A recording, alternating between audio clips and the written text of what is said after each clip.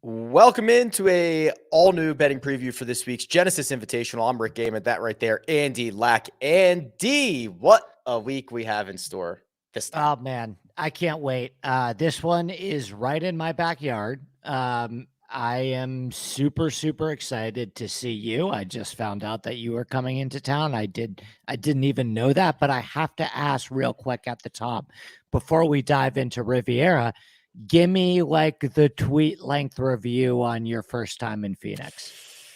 Yeah, so the bar is really high, but I think it surpassed that, right? I've never seen so many people at a golf course before. And which is awesome for the game. Admittedly, for a lot of people, the golf is very secondary or tertiary, but Right. it has a different feel to it. And it's absolutely bonkers. Also, TPC Scottsdale is very underrated. And it has a great closing stretch when it plays firm and fast. And this past week was actually windier than normal. Like it was a solid test, and it was really, really cool to see all the big boys out there. So would you go back? Do you think it's going to be like a regular thing for you? I would hope so. Yeah, I mean, I guess the added juice of the Super Bowl being in town was another part of it. And 16, the first time I went through 16, I was like, okay, like I don't know if I need to do this again. That was probably Thursday, right. But by the time like Saturday and Sunday rolled around, being with the final groups in 16 as they were rolling through was sick. I just don't think I would I don't think posting up at 16 for 12 hours a day is my vibe. Right. Do you feel that this schedule makes sense, right? Because this, in my opinion, what we have this week, which is my segue to start talking about that. But in my opinion, this is like a top 7 golf week in the world. Right. Do you feel like a tournament like Phoenix, which is maybe also a top 7 golf week in the world, right? Like, in my opinion, Rec, it's the 4 majors, it's the players, and then, in my opinion, Riviera is the 6th biggest tournament of the year. And I think Phoenix is rising up there very close to 7th. Do you like that they're back to back? It's a great question. I think yes. I mean, maybe if there was 1 week in between, we could build it up, but to go straight from like Sunday night in Phoenix to Monday at Riv is pretty crazy. I think what we're learning and what we've known about sports in general is that sports are so star driven, right? I mean, think about the NBA, think about the NFL. It's just all about the stars, and it's the same way in golf. So for the first full field elevated event to break down like it did in Phoenix, where the leaderboard was stacked and Scotty and Rahm and all, like that worked out as good as the PGA Tour could have asked for. So anytime you're going to get an opportunity to get 20 or 25 or 30 of the best players in the world together, like you could basically put them anywhere and it would be awesome. Inject Hollywood, inject Riv, inject Tiger into the conversation. Like it feels like we are just in this massive stretch. Unfortunately, what next week is Honda. That's going to feel like a bye week. And then we're going to be at like Bay Hill and the player. It's just, I honestly think there should be a bye week. It's going to be tough for Honda. Yeah, I agree. I think we are, I'm a little worried about the Honda field because these players are not going to want to play 6-7 weeks in a row. Like, they need to have some break in their schedule. Truly, the only guy that I'm curious about for Honda and looking for is Berger. But yeah, I think you know, where in the world is Daniel Berger? But I think you nailed it with the star power, right? And that is why I think we have to at least spend, you know, 2 to 3 minutes evaluating what we think about Tiger this week. We will get to that. We will get to his portion of the betting board, but here is the top of it. This is the odds checker grid. Very, very handy tool to be able to see all the different lines at all the different sports books. No real surprise here, Andy. There's kind of a big three. Jon Rahm, 7.5 to 1. Rory McIlroy, 9.5 to 1. Scotty Scheffler, 10 to 1 across the board. Those are the big three. I don't generally bet on these guys, but I'm the closest I've ever been this week on one of them. Ooh, can I guess which one? Sure. Is it Rory? It's not Rory. It's not Rory? Okay, Rory would be my choice out of the three. Do you think Scheffler goes back-to-back? I would not be surprised, but it's not Scheffler, so that leaves us with just one more. So you're all in on Rahm this week. Okay, make the case. Here's the thing, and you know this. When you watch golf in person and you follow these guys around, it is a completely different game. Yeah. As much as I wish I could press simulate and run a tournament in a spreadsheet, that is not what happens. Unfortunately for me. And I probably walked with Rahm the vast majority of the weekend. Dude, he was like not good. Bad. And he finished very bad. Scrambling a lot.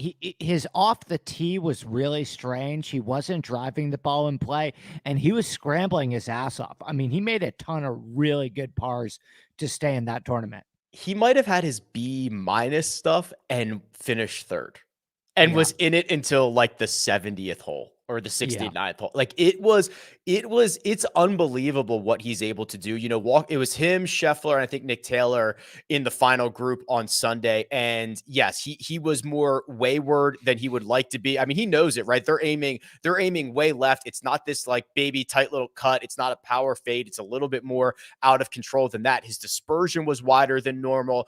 He was still longer than everybody else, and he was in it until literally hole 70. And when you see what he is capable of doing, even on weeks where he doesn't have his best stuff, like it's terrifying. It's really terrifying. So do you think that he is going to be of those big three? Do you think he's going to be the most popular, the least popular, like in terms of one and done percentage in DraftKings ownership? Not sure. How do you think those big three shake out, I guess? Yeah, so I cheated because I kind of know what the projected one and done ownership is. Not, for one and done, the big three are not very popular at all. In fact, Jon Rahm would be pacing as the most popular right now at around 6%, Rory at 5%, Scheffler at 2%. We'll get to some of the bigger boys, but yeah, I think that I you know, Scheffler has kind of proven that there's no, like, he does the same thing every single week. He's just phenomenal from tee to green. If he gains 2 strokes with the putter, he's probably going to win. And then Rory, this is the way TPC Scottsdale sets up, it's not as good for Rory off the tee as I think Riviera is. There's some like really bad spots. If you miss bigger at TPC Scottsdale, you're going to be in the desert, the cactus. We've talked about it. You've written about it. You know, a lot of missed fairways this week, and the way the Rory drives it, I think it's better at Riv than it is at TPC Scottsdale. Yeah, no, that's completely fair to me. I'm with you. I guess you said you might be in on Rahm, but I am skipping those three entirely and going to the name right below them, which is Justin Thomas, who, in my opinion, I just think he's damn close, Rick. And I don't know how much you got a chance to watch of him in person. I ended up watching a ton of him on like featured groups and live from, because I bet on him last week too. And he wants it so bad right now. almost to the point where I'm worried that he's putting too much pressure on himself. But like, he is not. This is a guy that from ages 22 to 27 won 15 times on the PGA Tour, and now he's got 2 wins in the last 2 years. Like, this guy is not pleased with his performance. And the reason why his performance hasn't been JT-esque, and you look at that strokes gain window, Rick, right between essentially the US Open and Torrey Pines, like that stretch where he goes, what, 7 tournaments-ish, 7, 8 tournaments where he doesn't gain over 3 strokes on approach. That is very much not JT like, Rick. Correct. Very much not JT like. And I think the one thing that has been really holding him back outside of putting a little bit as well has been the fact that his irons haven't been up to snuff. Sunday at Phoenix led the field in approach, right? Yeah. So he might be coming back in that area. I'm with you. This is kind of the one that stands out as he's about to burst, right? Last 7 measured rounds, he's gained over 7 strokes on approach. So he's back on that 1 stroke per round pace, which is what you want to see from JT. He also is probably the most underrated short game in the world because he doesn't putt very well, but I mean, he is just savvy around the greens. And when everybody's unbelievably underrated, Rick. Yeah. When everyone's missing these greens, there's kind of a couple of different paths for JT to get there. So no, completely understand that. He's 16-1. He's the first of kind of the next tier of golfers that include Finau and Xander and Morikawa and Max Homa. The only other 2 guys that round out the group in that area, Andy, before we get to the 30s, are Patrick Cantlay and Victor Hovland. So if you do get to JT, which it sounds like you're going to, is there another bet to be made here, or do you have to move along down the board? I got Cantlay at 33. Got it. And I still probably would endorse that bet down to 25. Rick, this is a guy that got picked 3rd in our fantasy draft. Yep. And the guys who were picking 4th, 5th, 6th, and 7th were like, oh my gosh, I can't believe you took him. Now, this is a guy, literally, Rick, he entered the season, and you could make a strong argument that he was statistically, if you look at strokes gained over like a 12-month sample size, the 3rd best player in the world. Now he's like 9th on the odds board at a course that he has called his 3rd favorite course in the world, where he went to college 5 minutes away from Riviera, and the dude has a 3 next to his name. Like, what are we doing, guys? I know the 30s got hit, but Cantlay for me big time this week. Huge bounce back spot. Yeah, the Riv history is really good. I think there are 4. I don't want to spoil it because this was the trivia question in the email I just sent out a couple of hours ago. But of guys who have played as often at Riviera as Patrick Cantlay, there are a few who can kind of match the strokes gain metrics. There's a couple of guys in that upper tier. We talked about this a little bit last week because the field was so strong, and we both were kind of alluding to one of the big names coming through. So let's go to now like this next area of the board where you start to have a little bit of questions before we get to some more questions. So it's Sung Jae and Cam Young back in action. Sam Burns, who held a multiple shot lead here on the back 9 on Sunday a couple of years ago. Jordan Spieth is 40-1. You should shop that. As short as 29, as long as 40. Zalatoris is 40. He didn't even play last week. So J Day at 45. What are we doing? I want your opinion on Zalatoris. I really because that's the one I've been struggling with the most in terms of his health, because this is a guy that got injured at probably financially the worst time to get injured last year. He probably left about $5 to $10 million on the table from an injury late in the year.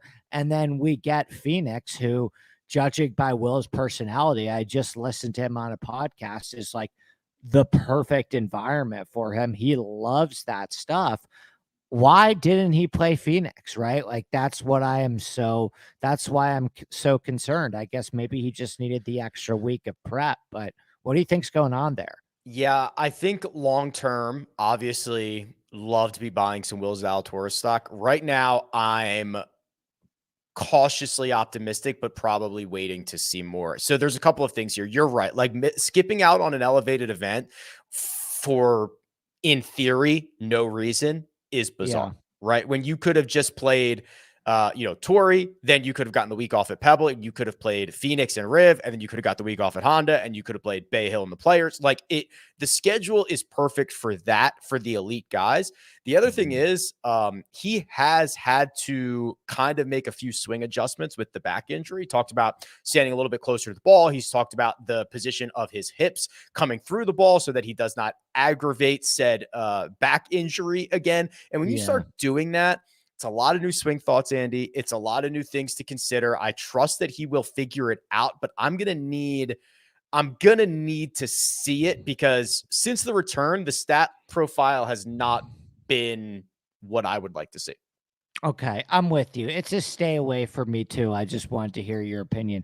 I am, however, on his another college former teammate of his, Cameron Young, who is just kind of sitting here at 35 to 1. Another guy, Rick, who gets picked like 9th in our draft. Yeah. And he didn't have the most stunning start to the PGA Tour season, but let's remind everybody to calm down.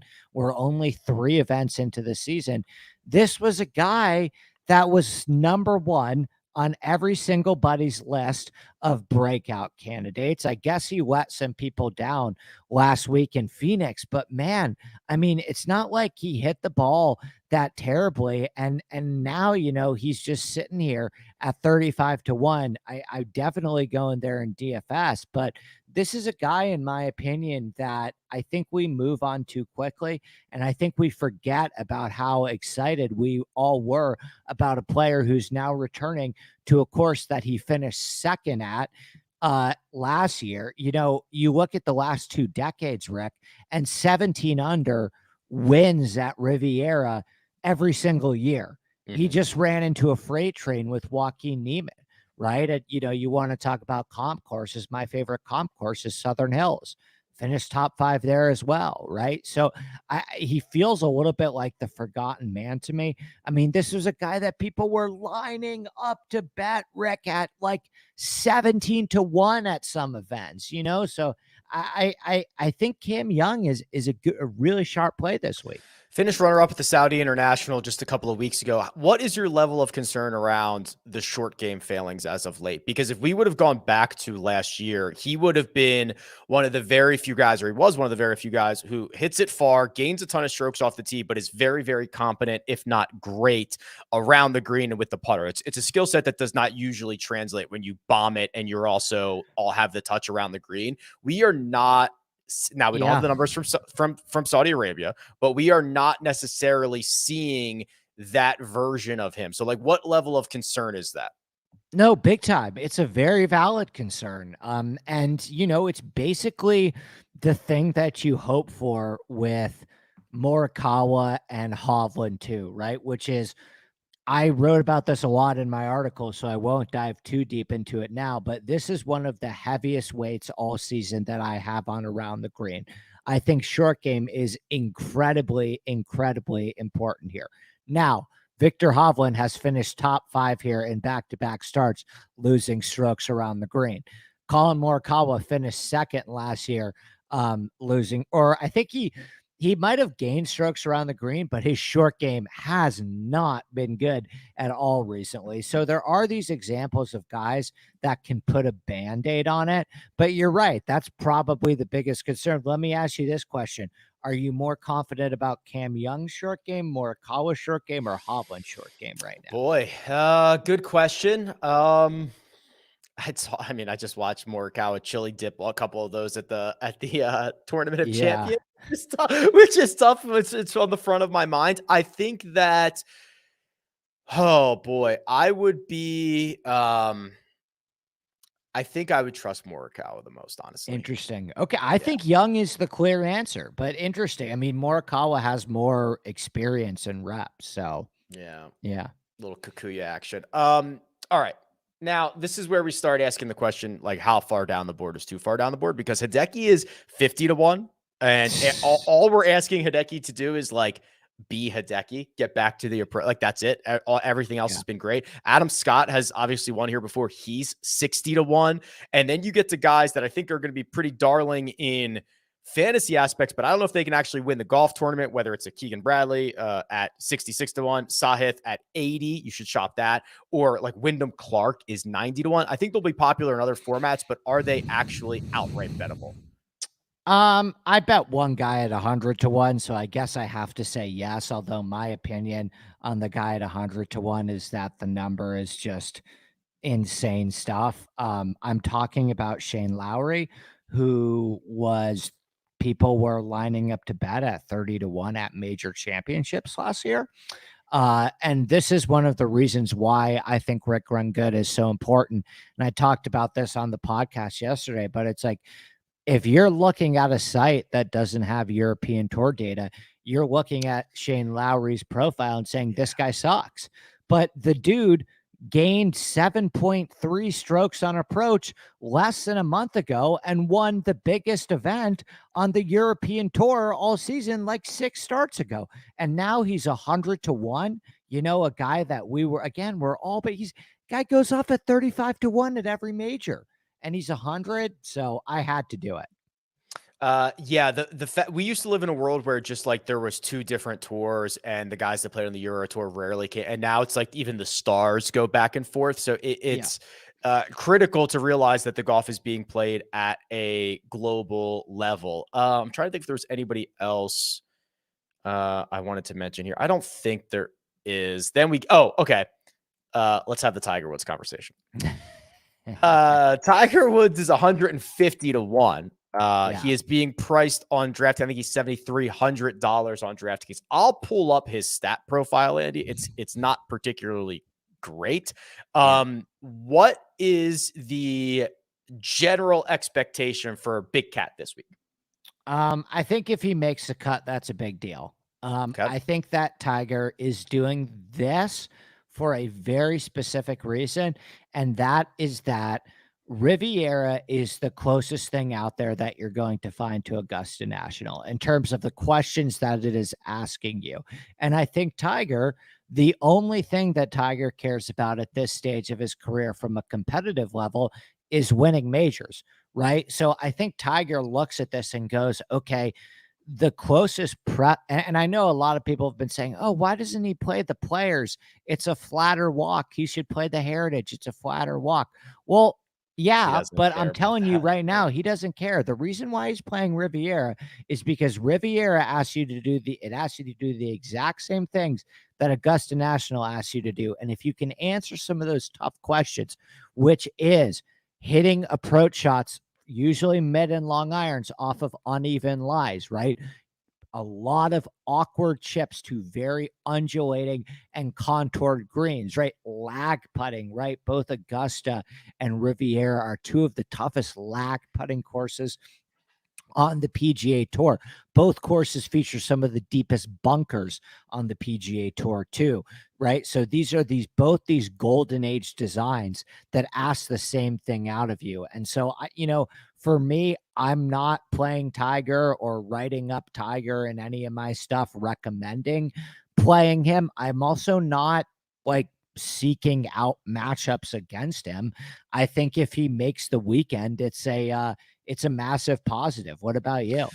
Yes, very much a litmus test, I believe, both for game and physicality, right? There's going to be a couple of spots where I want to see him walk down the hill at 1. I want to see him walk up the hill at 18. Like I'm interested in that. I think this is very much a litmus test. He only cares about the majors. I completely agree with that, but I don't think he could possibly go into a major championship cold. So, hey, I'm going to be at Riviera. It, as you mentioned, asks a lot of the same questions that Augusta National will. I'm going to be there to hand out a trophy. I might as well try to play. I might as well see how it goes. I also will have zero financial investment one way or another in Tiger. I'm pulling for him, but I think that when you start looking at him compared to the pricing of his peers who are similarly priced, I mean, it's head and shoulders a different game. Tiger has not flashed tour level competency in some time. So if I gave you over under 60th place, are you taking the over or the under? I would take the over as in the worse than that. Yeah. Yeah. Okay. Yeah. I just think, listen, we see that it is so hard to compete on the PGA Tour. This is one of the deepest fields we've had in quite some time. And to do that coming off of your last competitive round was in July. You've been playing the match since then. It's just like the PGA Tour is a rhythm thing. It's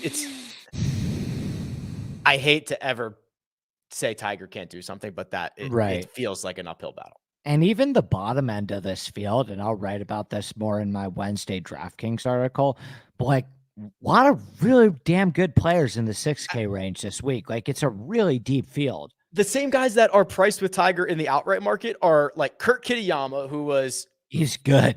Adam Hadwin, who was in the mix for like a long time last week. Yeah. Lucas Herbert's been playing great golf globally. Tom Hoagie, Billy Horschel, like these are Tom Hoagie was 10K 2 weeks ago. Yeah. Adrian Moronk has won twice in his last like 18 starts worldwide and is 200 to 1. It's tough, man. It's tough out there. Yeah, it's a big ask. You said you would not target Tiger in the matchup market. I'm trying to see if I can even find him. They may not do him. I mean, who's a good matchup for him? Is it wow? How about that? I see a Luke Donald. Yikes. Ooh. Luke Donald I want, to be honest with you, I want no part of that. No, I don't think so either. Okay, but you do so for guys maybe we'd want to target. Like if we don't trust the idea of around Will Zalatoris, there's a Ricky Fowler plus 137 over Will Zalatoris. He's a pretty big favorite on that. That's kind of interesting. Yeah, I'd probably do that. I mean, let me ask you another question. Which Renaissance are you more in on, Jason Day or Ricky Fowler? Short term, both on my fantasy team, by the way. Yes. Short term, I think Day, because I think his mostly revolves around health. He's been very good at staying healthy recently. I wish that nothing but success moving forward, but I always worry about it. Ricky, I think, has always been healthy and has just kind of gone through the rigor of getting the swing right and getting the game right. So I think like longer term, I probably trust the Fowler one.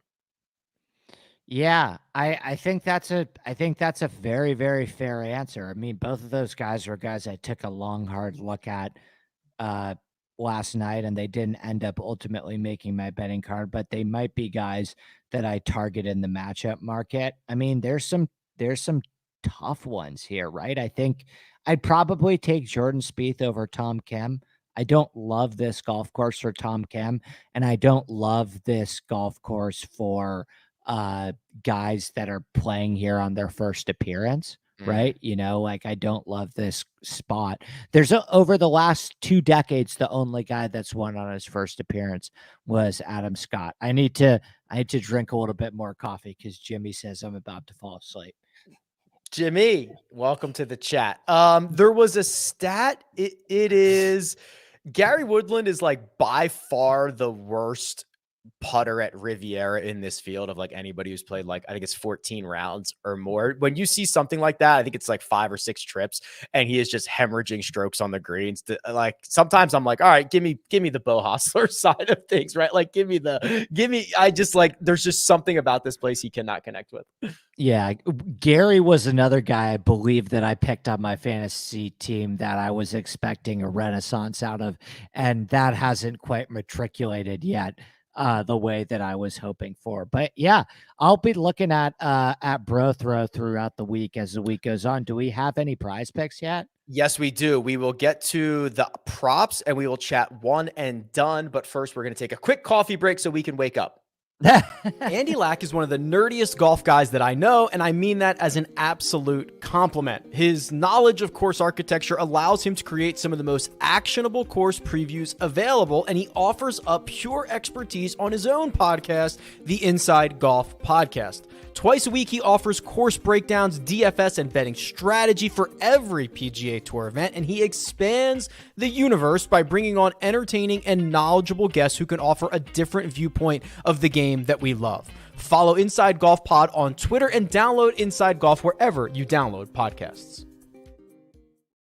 We are back. This is random, but what is the Phoenix Open trophy supposed to be? I think it is a Sun/Phoenix Rising or something. I'll have to look. It's crystal. It's not one of my favorites. Do you know what that trophy is supposed to be? I don't, but I know you're the trophy guy, so I completely Yeah. defer to you on all things trophies. I saw it. I'm gonna try to pull it up real quick. Yeah, it's like I think it's like a Phoenix Rising, isn't it? Type of deal. I don't know. I'll do a little bit of research, but thanks for the question, Zach. All right, prize picks. They are available. So we've got strokes and we've got birdies or better. The cat is on the board, 73.5 for round one. And then you get the big boppers, Rahm, Scheffler, Rory, JT, Spieth, Xander, and Colin Morikawa. These are round one stroke props. It's a par 71, Andy, and it's generally pretty tough. I mean, when you start looking at Rahm, Scheffler, Rory at 69,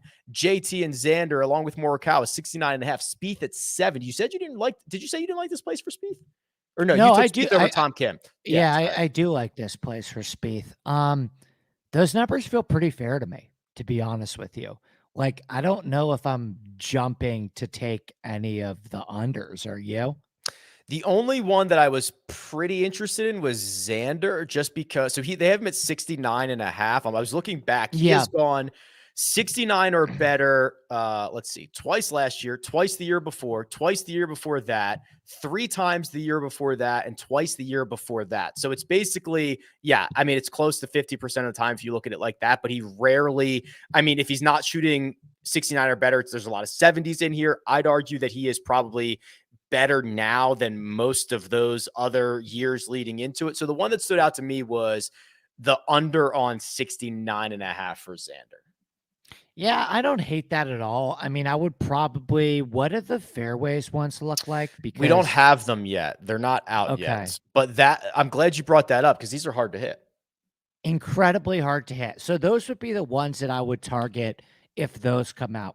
I would take a look to see if PrizePicks accounts for the fact that, driving accuracy last year here, Rick, was 49%.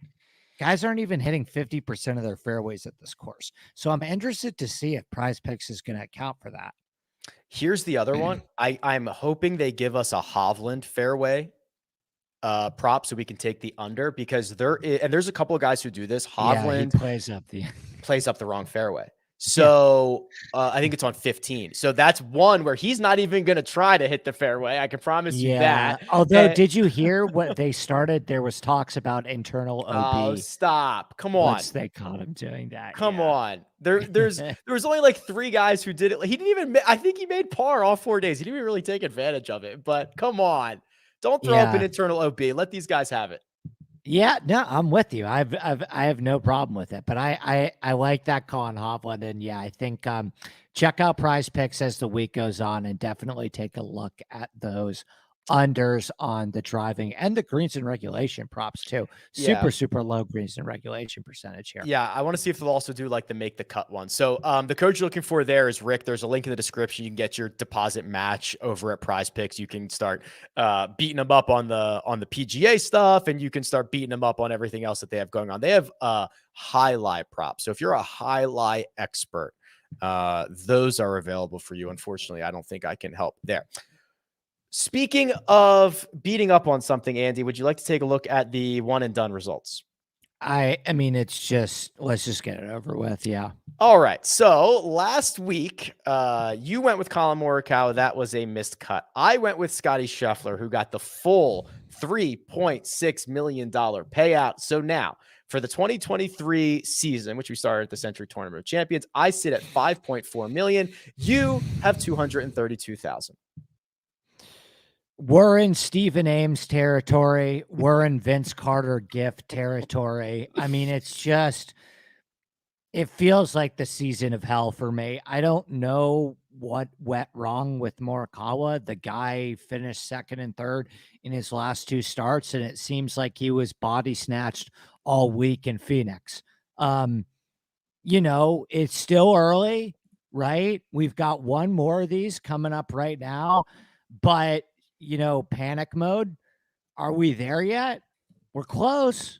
We're like a 7.5 out of 10 on the panic meter. But man, I don't have an answer for it. We're in fade my one and done picks territory. The good news is there's a ton of money on the line Like we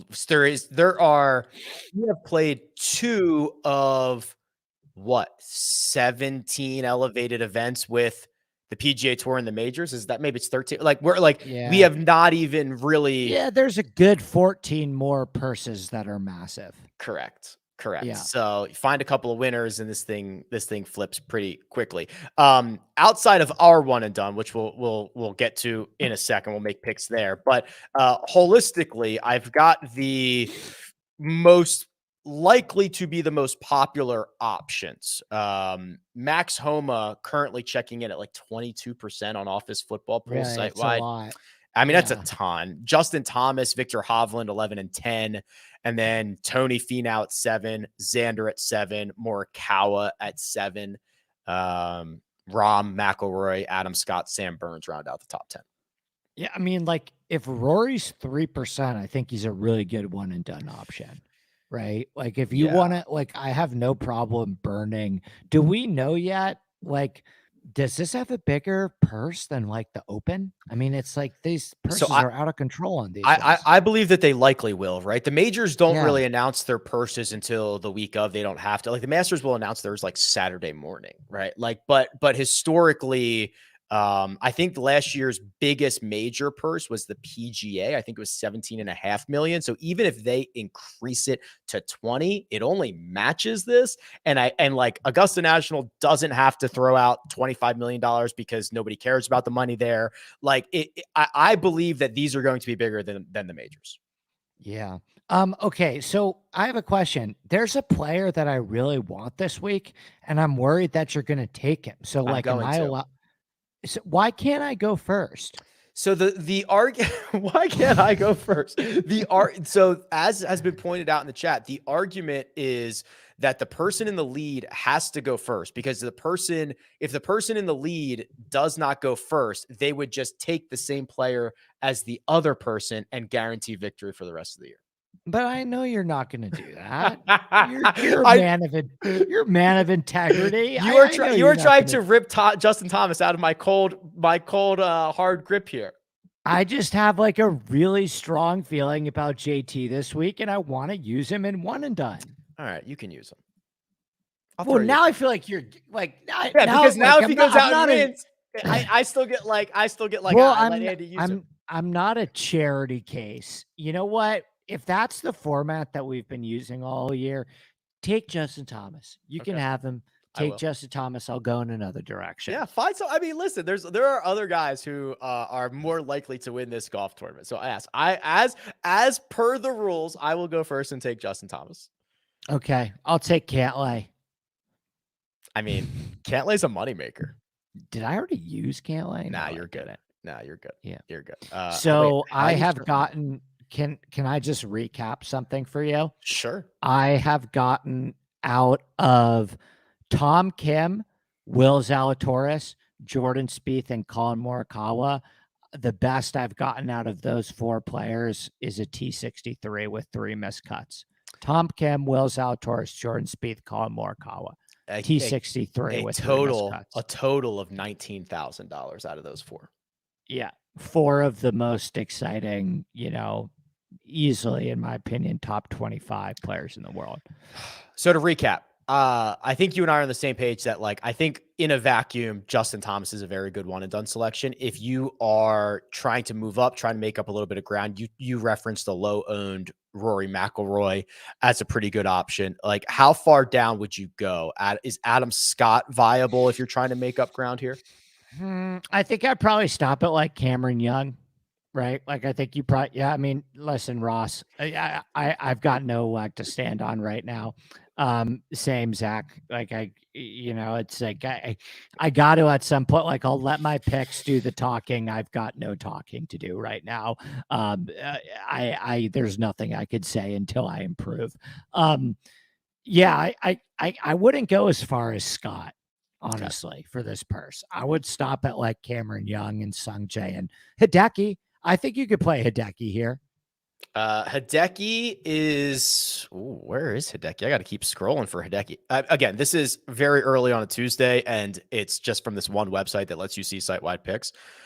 Hideki is less than 1% in the Yeah, projections. that's a good pick. And Cam Young would be like 2%. He's like the 15th highest owned right now. Yeah, So that's a good pick. Some that's options. A good pick. Okay, Andy, I will see you in LA here in the next couple of days. Anything else that we did not talk about that we need to talk about before we get out of here? No, sir, my friend. Excited to see you in the upcoming days. And yeah, should be a fun one. Follow Andy on Twitter at ADP Sports. You can find me at RickRunGood. This has been your betting preview for this week's Genesis Invitational. Good luck.